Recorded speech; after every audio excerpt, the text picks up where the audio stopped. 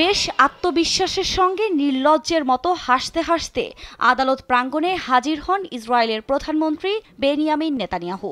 মঙ্গলবার দুর্নীতি, প্রতারণা এবং আস্থা লঙ্ঘনের মামলার বিচারের সাক্ষ্য দিতে প্রথমবার তেল আবিবের আদালতে যান তিনি। নেতানিয়াহুর সঙ্গে ছিলেন নিরাপত্তা মন্ত্রী বেন গাভির সহ দলের বেশ কয়েকজন আইন প্রণেতা। এ সময় আদালত প্রাঙ্গণে বেশ হট্টগোল তৈরি হয়।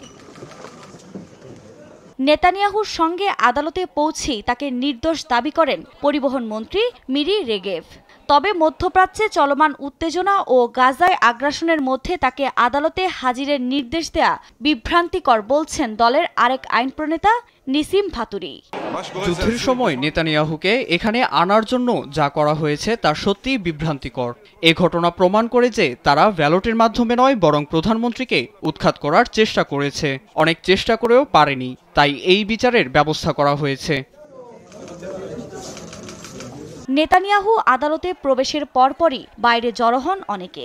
এ সময় তার বিরুদ্ধে নানা স্লোগান দিতে থাকেন বিক্ষুব্ধরা। বাইরে তার সমর্থকরাও জড়ো হয়ে তীব্র নিন্দা জানান, পাশাপাশি এ মামলাকে মিথ্যা দাবি করেন।